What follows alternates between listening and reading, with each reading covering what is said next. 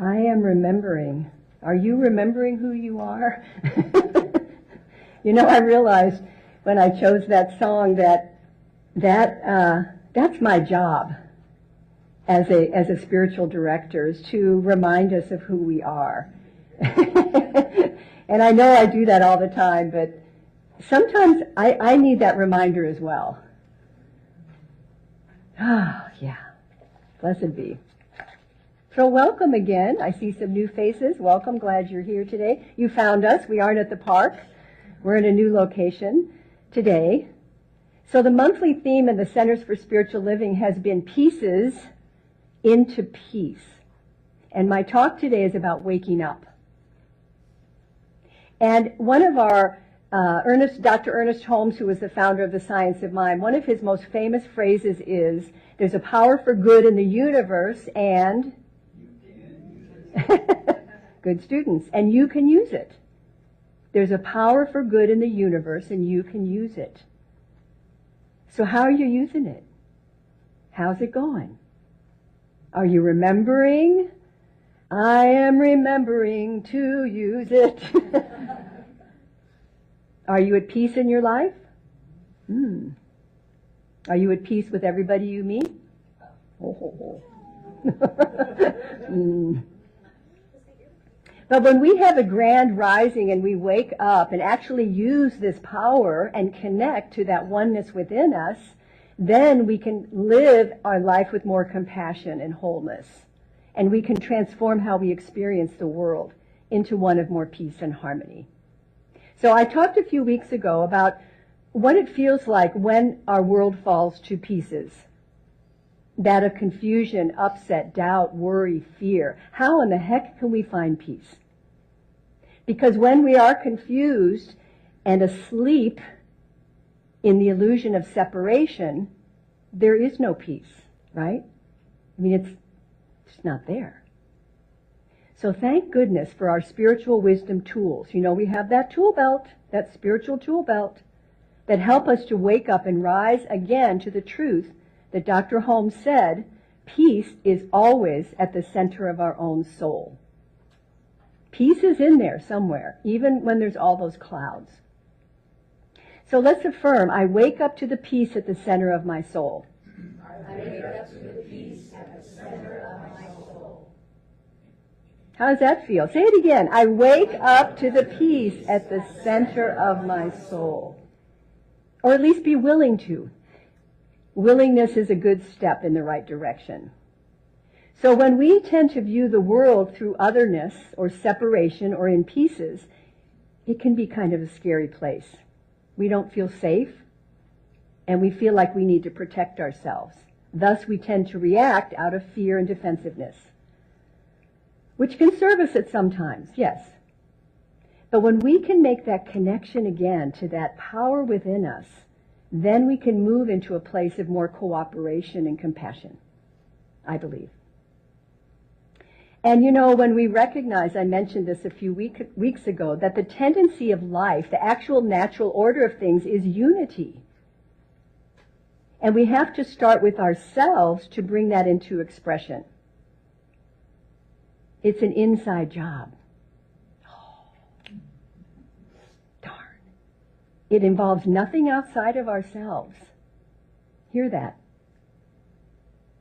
It's an inside job. So always, by reconciling those pieces, we can find peace. And I think that that is our sacred calling, to learn how to embrace all parts of ourselves, to remember who we are, how we're connected to that divine within us, and to wake up to that peace that we truly are deep in our soul. And because then and only then can we go forward to express it, right? Remember Deepak Chopra?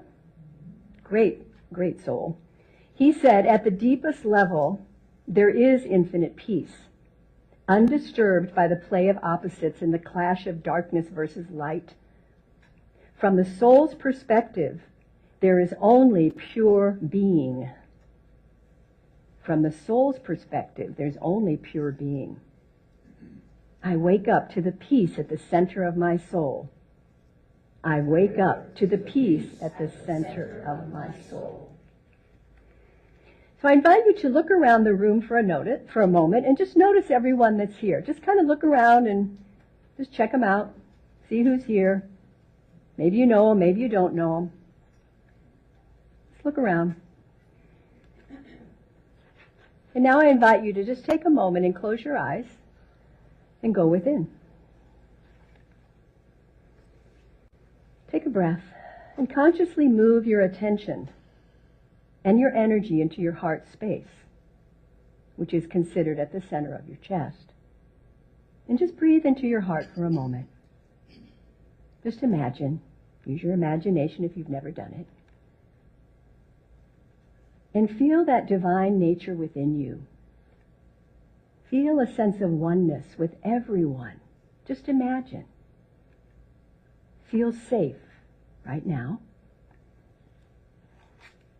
And feel at peace. And breathe.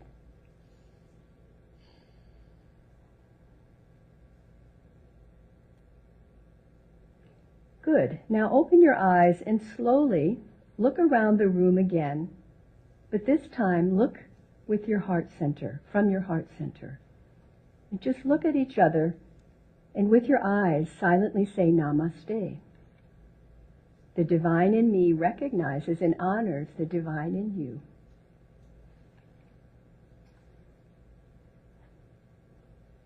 And notice the shift that you feel. It's different, isn't it? Notice the sense of peace, maybe. You're awake. For right now. In the declaration of our principles, Ernest Holmes said, "We believe in the individualization of the Spirit in us, and that all people are individualizations of the one Spirit." So pausing for peace. Pausing. You've probably heard of Viktor Frankl.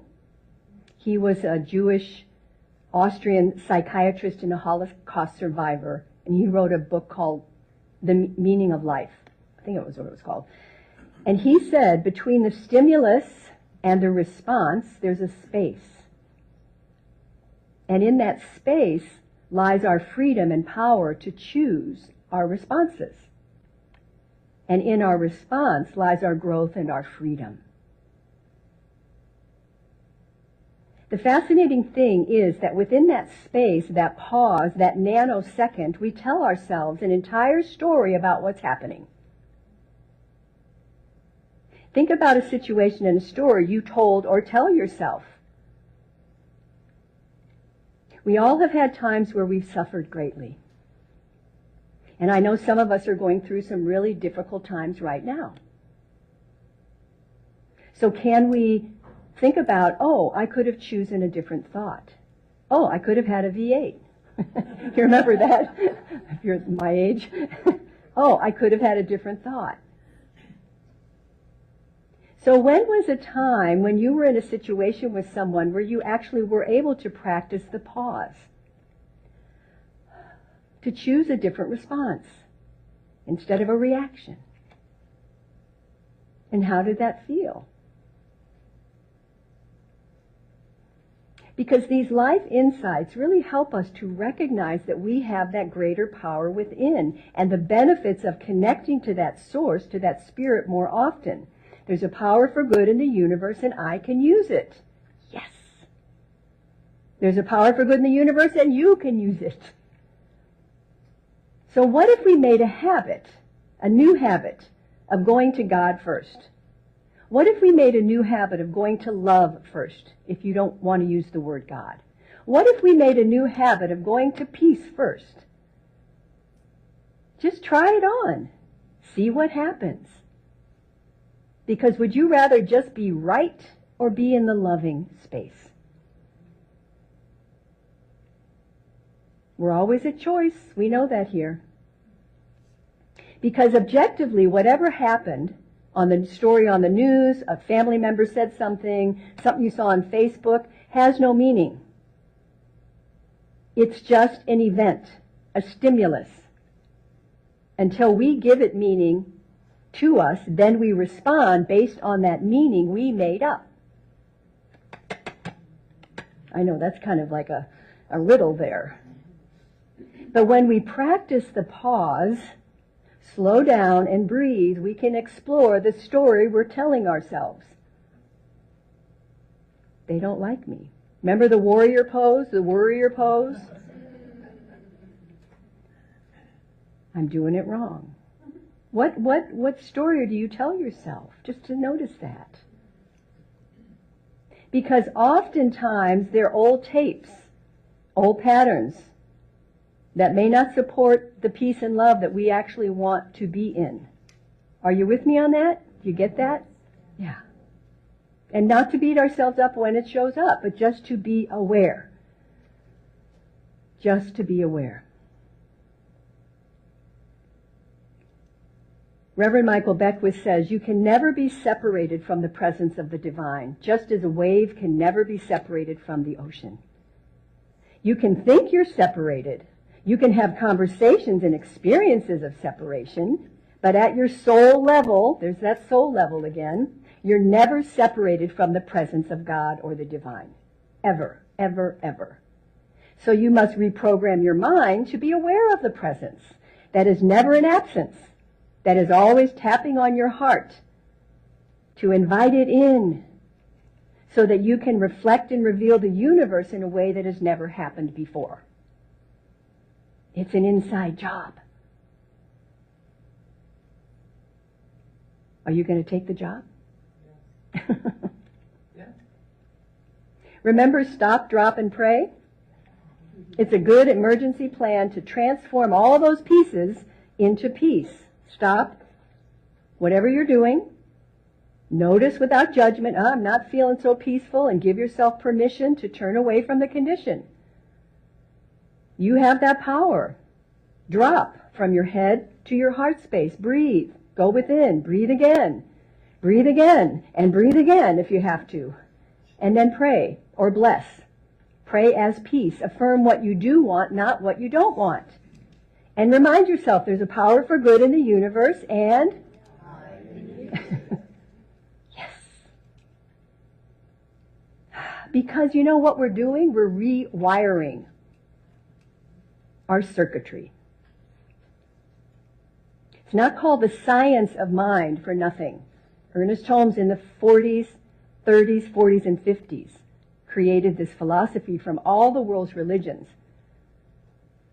But it's all about rewiring. So every time we notice what is rising up, that old story, that old belief system, that judgment, that fear, and we just say, no, I'm choosing to look at something else or think something else. We turn our mind to prayer. We turn our mind to a higher idea. We turn to love. We turn to compassion.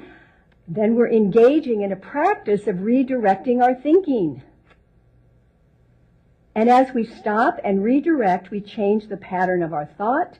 We rewire our brains. This is science. It's neuroscience. Dr.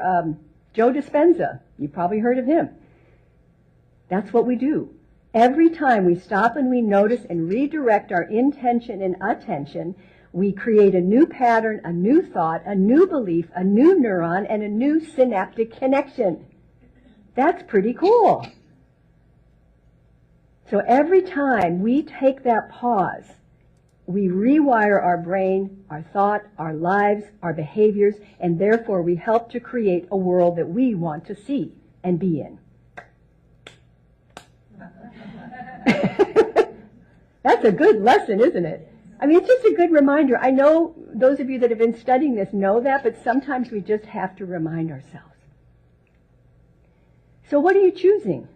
Are you choosing your battles? What if we just chose peace? What if every morning you woke up and you just said, I choose peace today. Bring it on. I choose peace. Have you ever heard of the definition of insanity? What is it? Very good. Doing the same thing over and over and expecting a different result. I know none of you do that.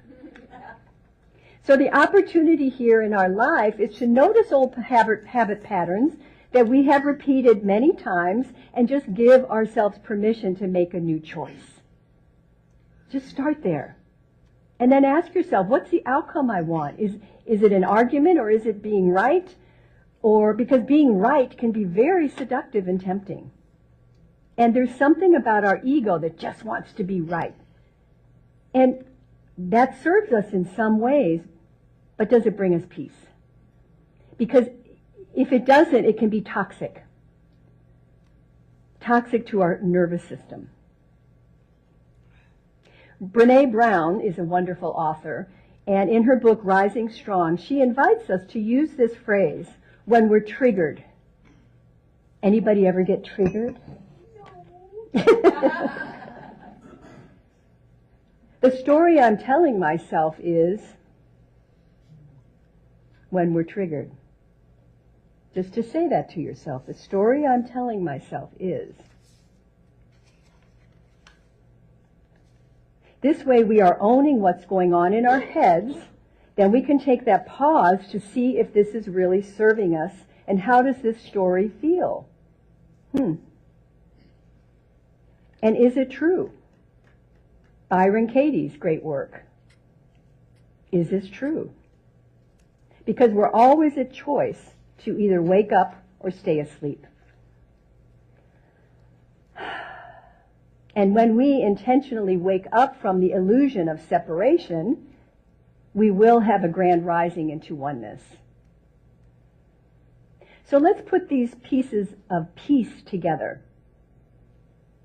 Let's learn to live from a place of Namaste. Being willing to see the God nature, the divine nature in everyone we meet.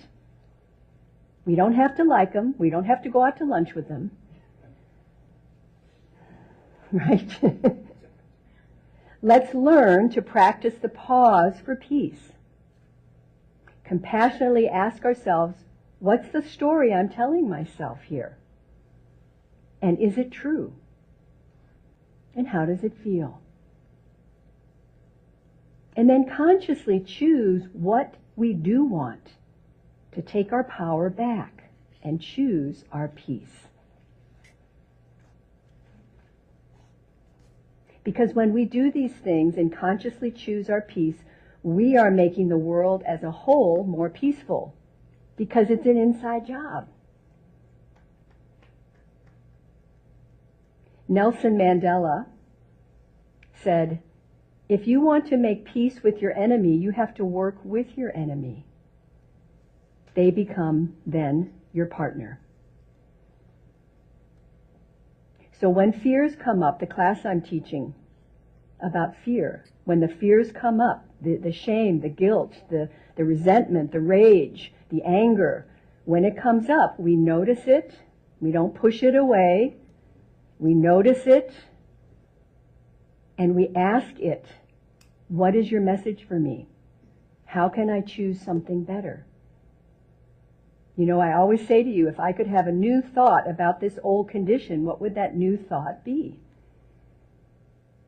Because I think our peace is just a thought away. I just thought of that. Our peace is just a thought away.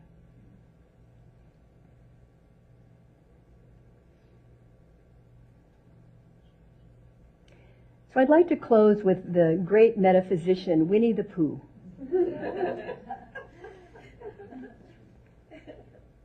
My other favorite metaphysician is Dr. Seuss, of course. Today was a difficult day, said Pooh. There was a pause. You want to talk about it? Asked Piglet. No, said Pooh after a bit. No, I don't think so. I don't think I do. That's okay, said Piglet, and he came and sat beside his friend. What are you doing? Asked Pooh. Nothing really, said Piglet, only I know what difficult days are like. I quite often don't feel like talking about it on my difficult days either. But goodness, continued Piglet, difficult days are so much easier when you know you've got someone there for you. And I'll always be here for you, Pooh. And as Pooh sat there, working through in his head his difficult day, while the solid, reliable Piglet sat next to him quietly, swinging his little legs, he thought that his best friend had never been more right.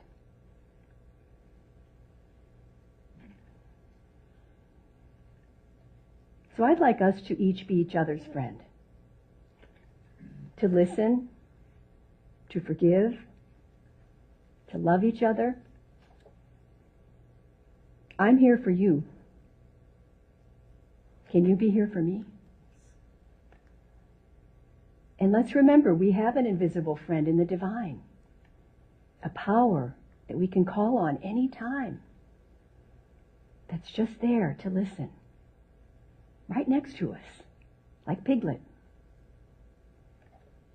God is Piglet. What an idea. There's a power for good in the universe, and you can use it. There's a power for good in the universe, and I can use it. Let's say that. There's a power for good in the universe, and I can use it. Let's wake up and be the change we want to see in the world. Let's wake up and feel that peace within our own soul. Smile. You're on life's camera. So let's take that into prayer. Take a deep breath with me. How good it is to just simply be together in this atmosphere of love, truth, peace, and harmony. To open our consciousness to a new idea, a new thought. And so I am grateful today that we have this opportunity to just be present with whatever is going on in our life and to open to the idea of a new thought. And so I know and claim that this beautiful infinite intelligence of the one power, one heart, one mind, one breath, is in, through, and as each of us. And that everything necessary for the full expression of our well-being, whether that's physical, mental, emotional, or spiritual, is happening now. That there is some shift in our consciousness, some shift in our heart to a greater good. I know and claim that each of us is willing to let go of the lesser and claim this greater good now. And when we do, something wonderful happens. Life opens up. Solutions show up. Support shows up. Guidance, divine right action shows up when we are willing and say yes. So I'm grateful today to just know that this is shifting, that something is opening for each of us through our hearts. And so it is with such joy in my heart that I simply release my word into the creative soil of the divine mind, like planting a beautiful seed this morning. And knowing that seed is already growing. We just let it be so. And join me in affirming. And so it is. Amen. Namaste. Just talk it out.